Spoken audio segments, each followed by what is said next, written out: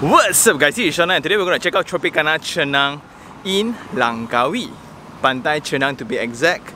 Very exciting. Let's go!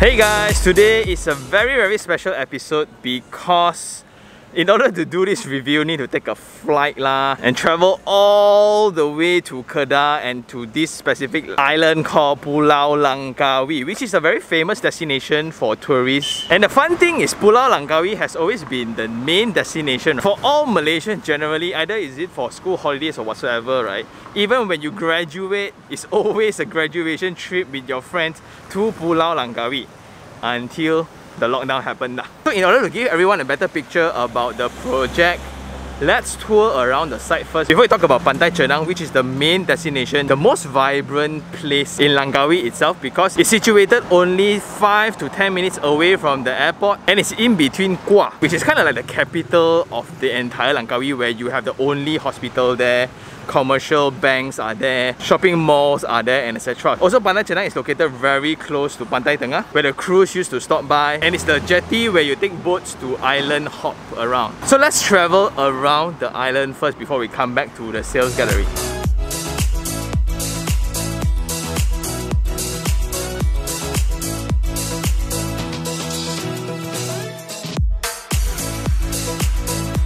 All the locals will do their business or commerce or whatsoever, right? We'll be this location called Kuah. And we are now in Kuah, where it's really a stone throw away from the Eagle, that tourist hotspot that everybody go and take a picture, right? And this is around 15 to 20 minutes away from Pantai Cenang. And several observations here, I've asked around, and the local houses here are pretty scarce because they are limited by the land administration. It's about the land status here being Malay reserve, but it's open for ownership for Chinese as well. That's very rare. So it's Malay reserve, non-boomi, freehold, but Chinese can buy.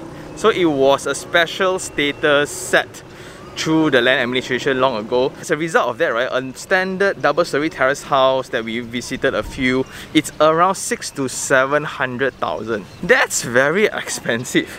And the locals also say that it's very difficult to get freehold commercial land. To be exact, only 3% is available in the entire island. So for those who don't know, Langkawi is a UNESCO recognized location that is formed by 99 different islands all together.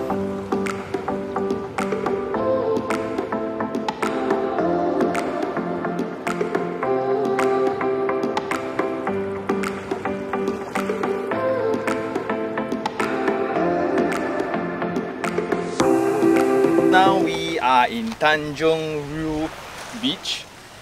This is where the very famous hotel is located at, and it's because of its sandy beaches. And here you can also see the different islands around, which is so beautiful. Just that now it's kind of hot lah. You just look at the seafront. It's just awesome. But throughout the journey here, what you can see distinctively, it's the difference between developable land versus non-developable land. Like I can still see rumah kampung, empty lands across the entire roads, and the infrastructure here are not that well done as well. Almost every road is still in that trunk road situation where it's one in, one out. And the main economy for this location, of course, tourism focus. And what we learned from the lockdowns and pandemic is that it's kind of a high risk, high reward kind of industry if you choose to invest in property of such. And the beauty of islands in Malaysia, right, is you have both mountains and beach at the same scene. It's just beautiful. That's why everybody likes our weather. It's warm, it's predictable. Awesome, man. And these kind of settings are just suitable and perfect for recreational purposes. That serenity and all. Check out the natural architecture. Wow.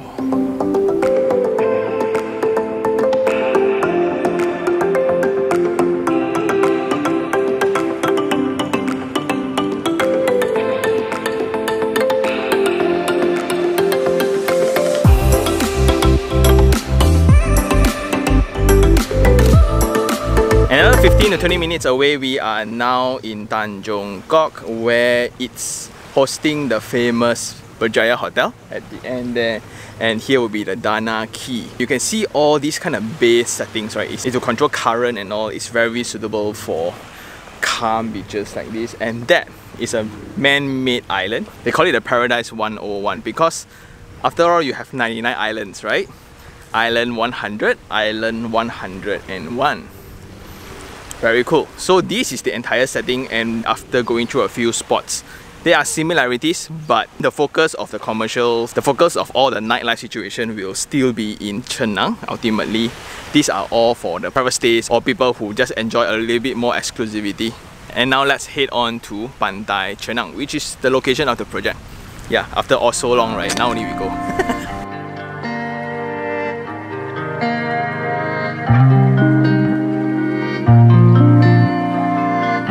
Finally, we are back in the show unit, and let us just get our coordinates right. So Langkawi is at the northern side of Malaysia, and it's a place made up of 99 different islands all together. And in this island itself, the airport is here, and this will be Cenang Beach. And within this same stretch will be Tropicana Chennai. And what's beautiful about this location as well, it has been the destination for a lot of international events such as Lima, Tour Dealer, Langkawi, the cycling one. Then you have Ironman, you have Ocean Man, and etc. And when those kind of things happen before COVID, right, the entire island will be packed and room rates are skyrocketing during those times. But now, let's see when we can recover from the virus. Also, what's cool about Pantai Cenang, right? It's very close to Pantai Tengah, and this is the stop where usually the cruises stop by, and they will stop by Cenang for shopping, especially the alcohols and chocolates, right? Then this is also a spot for people to go island hopping. There will be a benefit if you are staying in Cenang, just a 5 minutes drive away. You will get to enjoy all these islands. Then for Tropicana Cenang, this is a freehold land, 5.2 acres mixed development, where you have 5 units of commercial at the bottom, and it makes sense, right? The commercial units actually integrates with the entire Cenang street altogether. Then you have the elevated car parks, and you have the facility stacks on top, and then there will be 831 units in total. This will be the future project of the service suites, and I like how the architect plays out with the height. Like, you still have this beachfront property, but that does not hinder the views of every unit. Another cool thing would be this future development will be a 5-star hotel. As we speak right now, we have Hilton on the side. Another one would be Park Royal. So this building is actually sandwiched between these two international hotels. That's great. Also, something to point out, right? They have direct beach access. This is something very important when it comes to room rates and consideration. Because when you come to the island, and the most convenient way now is to fly, and when you fly here, you don't really have cars, so you need to rent a car to go around the island. Or if you just stay here, you have direct access to the beach. You don't have to even cross a road, and the room rates for hotels directly reflects that. This will be Jalan Cenang, and this will be the current sales gallery, which will be used for something else in the future. There will be the entrance here, and this will go into the site. At that location will be the drop off to the residents. Then per floor plate in total, there will be 27 units all together, sharing 6 lifts across these linear corridors. Now you can see from the angle facades here, these are done in a way so that all units in this service apartment will have sea view. That's cool. And looking at the layout, the efficiency will be really high. It means that this is done for investment purposes. But looking at the current state of the site, this is going to be one of the tallest tower, if not one of the higher ones, because there are just restrictions to developments in the island. As we spoke before just now, freehold commercial land within the island itself, it's so rare. Hence, when you get access to lands of such, right, it's only natural that you will try to maximize as much as possible. Also, with so many units, it's also to bring down the selling price. Next, let's check out the facilities decks. You will have the usual things, the landscape, right, the swimming pool, the barbecue terrace, the pool decks, and etc. Those are standard, but what's different is this part will be beachfront already. Whew. Moving on, this will be the unit that we're going to check out today. This is type A1, 380 square feet, 1 bedroom, 1 bathroom. Generally, this is really like a studio slash hotel suite kind of setting. Pretty direct. When you go into the entrance, there'll be a bathroom immediately connecting to the kitchen, and you have the bedroom, and all windows are angled, so all units will have access to the beachfront. Nice.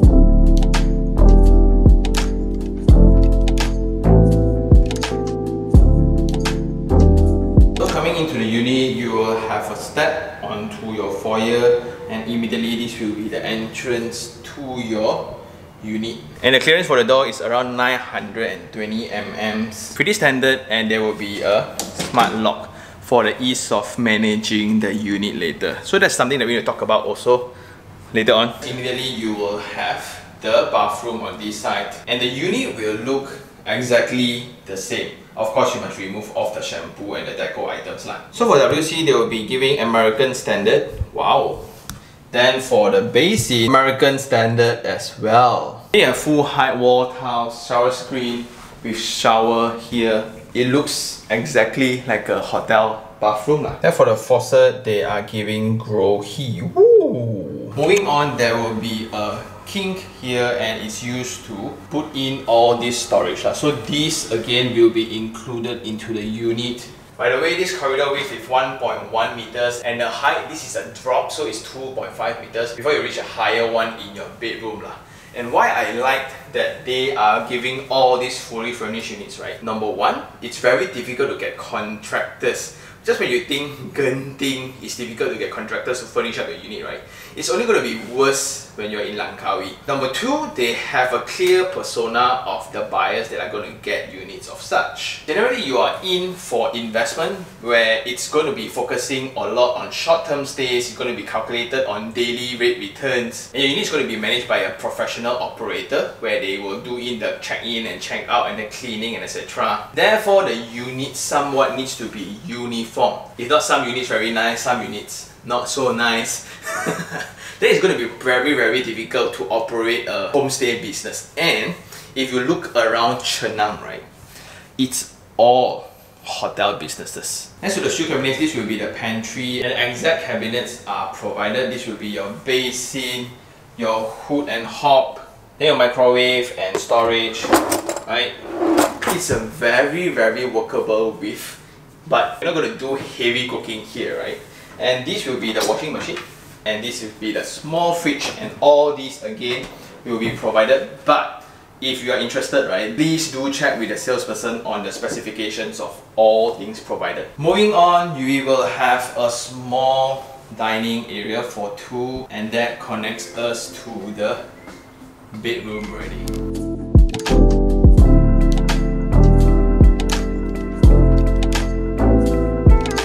So for this bedroom, the width is around 3.1 meters and the height is around 3 meters. So it feels very, very spacious even after fitting in a super king, right? You still have space for your wardrobes, bedside tables, and a very long wide corridor.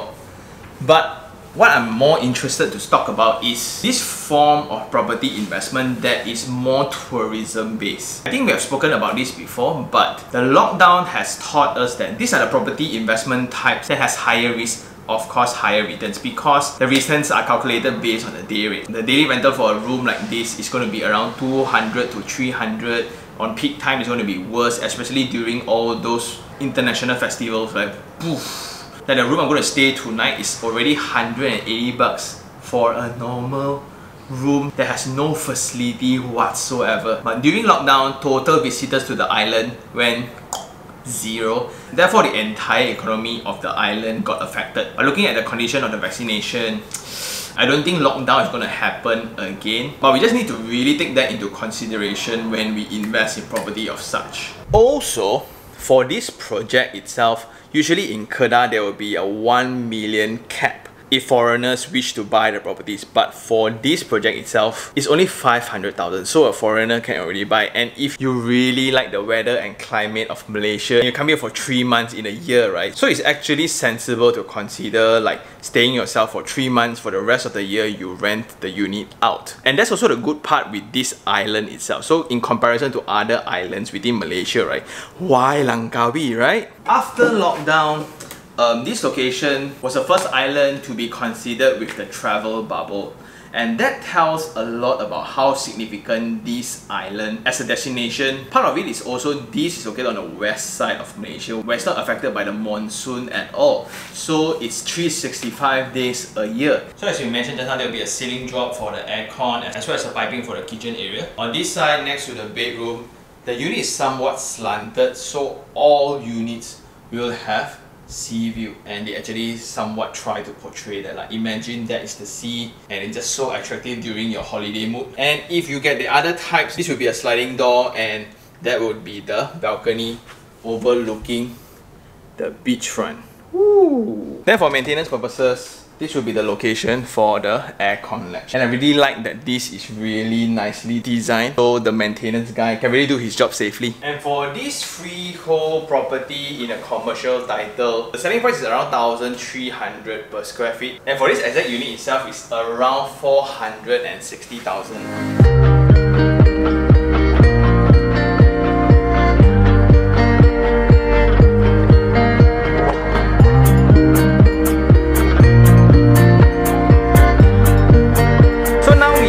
Walking along Pantai Cenang, and what you can see is a lot of F&B, a lot of duty-free kind of shops, and you have certain fashion brands around. Generally, it's pretty run down because all these are privately developed. Hence, you will see very different architecture all together. It's not a very integrated walk. However, you have a lot of big brands like McDonald's here, Starbucks is here. But from the point of view of a tourist that comes here for vacation, this street pretty much can satisfy all your needs in terms of food, fashion, pharmacy, banking, whatsoever. You can settle within this street without needing to take a car to somewhere else, unless you want to go to other places in Langkawi itself, then you will need to. So that is the very convenient part about this location. And I think that's all for the review today. It's now time for Sean take 3 on 3. The first thing I really like is this mode of investment that is pretty peculiar. It's not your usual house in Puchong or apartment in Cheras kind of setting. It's an investment type that focuses a lot on short-term stays. So the entire project is designed to leverage on the tourism sector. And for such investment, the returns are really handsome. If you really look at the figures, right? Plus, the developer has very clear persona on the buyers who's going to buy this for investment. Therefore, the arrangement of fully furnished, the arrangement of property management, all are to make the decision for investment way easier. So if you're really into this mode of investment, this is very exciting. The second thing would be the architecture of it, because if you look at the car park, clearly it's like a buffer for the service suites in front of the seafront. Then you have this very efficient layout that can bring down costs. Also, the windows are angled in a way where all rooms get sea view. And if you look into the layout, especially the biggest room one, right, all units are actually having the best view, and the room rates for such products, right, it's crazy amazing. So architecturally, it really makes sense. Also on the commercial center on the bottom where it integrates along with the Cenang Street. Because you think about it, right, this 30-over-story building is going to be the landmark for the island itself. Because a normal hotel around here is going to be like low-rise apartments or those landed hut converted into hotel kind of setting. Especially after the UNESCO status, along with the very complicated land status, projects like this are pretty hard to come by. And the last thing I like would be the location of Pantai Cenang in looking at the entire Langkawi, right? So we have those beachfronts, and all beachfronts have different settings, but if you look at commercial focus, this will be the most vibrant one. And we are now directly next to site. After they start work, right, sales progress has really picked up because it's very rare they come across new developments, especially for Langkawi, looking at the scarcity of land and the complication of the land administration process. It's very, very, very rare. 3% rare that you get a freehold commercial land in Langkawi itself. And because of that, a normal terrace house in Langkawi is 700,000 to 800,000. That's very, very pricey. So if you come to think about an apartment like that, it makes sense as well. So it's a very unique product altogether. Plus, this is a nice spot between the airport and the capital city of Langkawi, where Kuah is really a 10 minutes drive away. You have the hospital there, schools there, the local community actually lives there. And in Pantai Cenang, you get to enjoy the entire Cenang street where all commercial needs can be fulfilled, unlike other more private ones, but those you actually pay for private. So it's a very different ball game altogether. But for investment purposes, this location still makes sense. And for the three things I don't like, number one would be the density. This is going to be 800 over units in this 5 acres piece of land, and it's going to be next to Park Royal and Hilton Hotel. Also, they will have a 4 to 5 star hotel in their own land as well. So there's going to be a lot of density. Because of the scarcity of land, it's very hard to come by a commercial freehold land to develop. It's only sensible to max out, right? And if you look into the floor layout, all units are very small. Hence, they are trying to pull down the ultimate price to make it more affordable. In the entire Pantai Cenang, right, not many hotels actually enjoy the beachfront. So if you look into these 3 hotels in the future, plus your service suites, yeah, it's going to be very high dense. But look behind the hotels, right? It's all raw land. It's undeveloped land. The second thing I don't like would be the accessibility as an investor to my own unit, because it's a 1-hour flight away. And if I were to manage this, most likely it's going to be managed by the professional body. So I don't really have a lot of say or things if things go south, right? But if things go well, then everybody makes money, it's good. It's just a very different mindset of managing your investment. Either you really let it go and let the property management company manage for you. And in order to view my very own unit, I need to take a flight and really need to rely on local people to do it. You really need to pay money for people to manage, instead of you managing or looking at your tenants yourself. Yeah, so it's a very different mindset. It's not for everybody. And last of all would be the first impression when I come to Langkawi, which is that lack of infrastructure developments. After UNESCO recognizing, right, it's even worse with the land complication, the land status, right, it's even worse to develop. But that is the charm of why people want to come. Ultimately, this is not a place where people will expect high-rise or whatsoever, except for Pantai Cenang itself, which is going to be the most vibrant one. So the journey from the airport to Pantai Cenang, you need to go through all these rumah-rumah kampung. Then from Cenang, you need to go to Kuah again. You need to go through all these rural areas and along with the rest. But in terms of the reasoning of why people want to come to Langkawi, they come here to see nature, they come here to see eagle, they come to see mangrove and the beach. So yeah, I'm in a very weird position for this. And I think that's all for this episode, guys. So this is now me walking along the beachfront. And do I like the project? Well, this is definitely not going to be my first or second property, but it really comes to your preference and risk appetite as an investor. Are you okay to really let a third party manage your investment unless you take a flight yourself and manage a property? It's going to be very different from our conventional way. We hire somebody to do makeover, rent it out ourselves, and if anything happens, immediately I go and see my unit. This one cannot. But in terms of investment returns, definitely it's going to be way higher than our conventional method. But this is a really exciting property episode, and shout out to the team for having me. It has been a great learning curve traveling around Langkawi, right, to really look at property and land administration. So cool. And with that, if you really like this episode, like it, share it, and even subscribe for more information like this. Until next time, this is Sean Tan. Ciao.